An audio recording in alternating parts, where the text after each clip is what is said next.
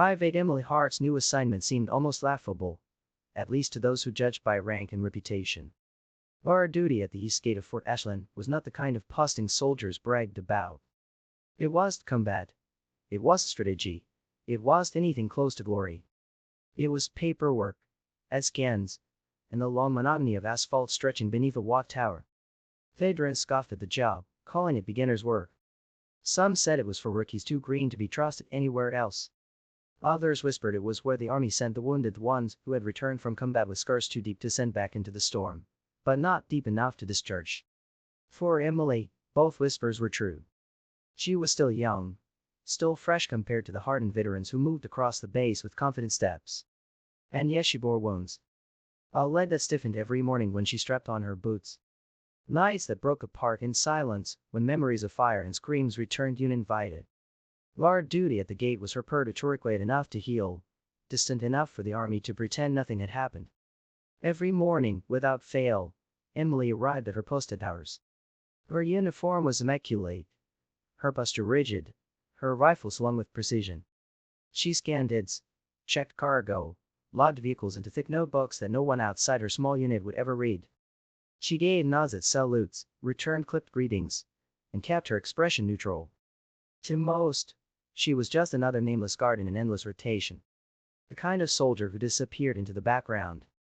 But Emily Hart had not been born for the background. 3 months earlier, Afghanistan had burned itself into her bones. She was not supposed to be there, not on that road, not in that convoy. She was a combat medic, barely 2 years into her service, most of it spent inside the tidy walls of the base clinic treating routine illnesses, patching cuts, tending to sprains. The most she expected was to stitch a wound or deliver vaccinations to new recruits. When the order came that her unit needed a medic to replace one suddenly pulled from deployment, Emily stepped forward. She told herself she was ready. But no one is ready for an ambush.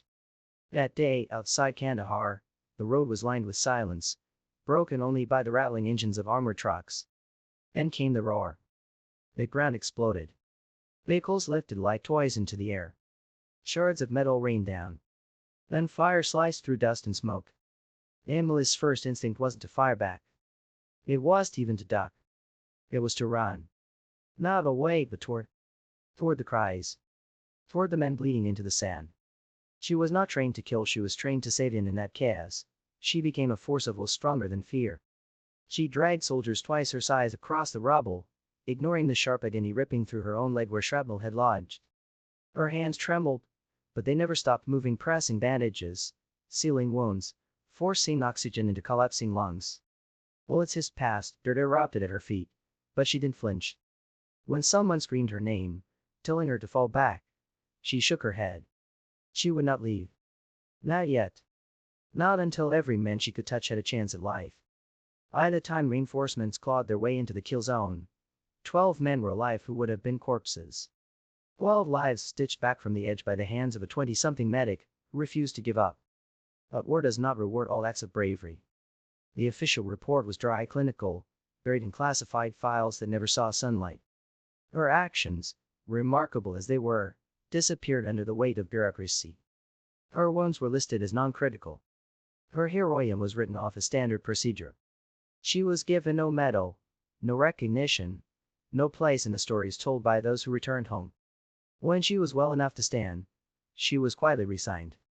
The gate, they said, would be easier. Forgettable. But heroes are not built to be forgotten. One scorching afternoon, the air shimmering above the black asphalt, a convoy of black suds rolled toward the east gate. Emily straightened, her body a portrait of discipline. She scanned the first ID. Then the second. Then the third. Her face remained unreadable, her motions practiced. And then she reached the last vehicle. Inside sat a man who radiated presence. Tall, broad shoulders filling the frame, his eyes carried the weight of words no civilian would ever begin to imagine. The ad she read was blunt and clear: Commander James Rohr, United States Navy SEALs. Emily returned the card, ready to wave the convoy through. But Rohr didn't move. His gaze had locked onto her name patch. Hart, he said at last. Just one word. But his voice carried something sharp, like a memory long buried clawing its way to the surface. Emily stiffened. Yes, sir. Silence stretched. The commander's men shifted, uncertain. And then, to their shock, James Rohr opened the door, stepped out, and walked toward the gate guard. His boots struck the pavement with deliberate weight. And when he reached her, the commander of SEAL snapped a crisp, flawless salute. At base froze. Emily's breath caught.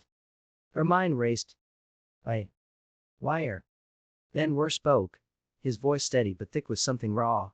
I owe you my life, Private Hart. And in a rush, the memory slammed into her. 3 months earlier, in the smoke and fire of Kandahar, one of the men she had pulled from the wreckage had been gasping, blood pouring from a chest wound. She had pressed down with all her strength, whispering over and over, "Stay with me. Stay with me." Her arms had burned, her voice had cracked, but she had stopped. The man she saved had been Commander James Rohr. She had known his name that day. She had cared. She had only cared that he did die. Now here he was alive, saluting her. The SEALs straightened instantly, eyes flicking between their commander and the young soldier they had overlooked moments ago. Respect rippled across the gate like a tide. Emily swallowed hard, her throat tightening. "Sir," she said, shaking her head faintly. "I was only doing my duty." Rohr held his salute. "No, you went beyond duty. You ran through fire when others would have stayed down. You carried me out when I could not move. That is not duty. That is courage." His words spread through the gate like wildfire. Soldiers turned to watch. Officers paused. Civilians stood silent. And for the first time since that day, Emily Hart's actions were no longer buried. They were seen. Truly seen. By nightfall, the story had raced across the base. The guard at the east gate was not just a guard.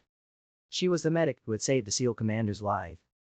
Soldiers who once passed her without notice now nodded in respect.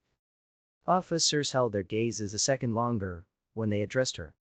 And in the quiet of her barracks, Emily finally allowed herself to weep not for recognition, but for the release of months of silence. Someone had finally acknowledged what she had carried alone. A few days later, Rohr returned. No convoy this time. No entourage. Just him. He found her where she always was at the gate, steady and vigilant. "I put in a recommendation," he said simply. Emily frowned. "For what, sir?" "The Silver Star," Rohr replied. "For valor under fire." Her heart lurched. She opened her mouth to protest, but were cut in firmly. "You are not invisible, Hart. Not anymore." And with those words, something shifted inside her. Months later, Emily Hart would not be standing at the gate. She would be standing on a stage. The Silver Star gleamed against her chest as thunderous applause filled the hall. Cameras flashed, officers saluted, families wept with pride. But Emily's eyes were far away. She was back in Kandahar, crouched in the dirt, blood on her hands, whispering into the chaos, "Stay with me."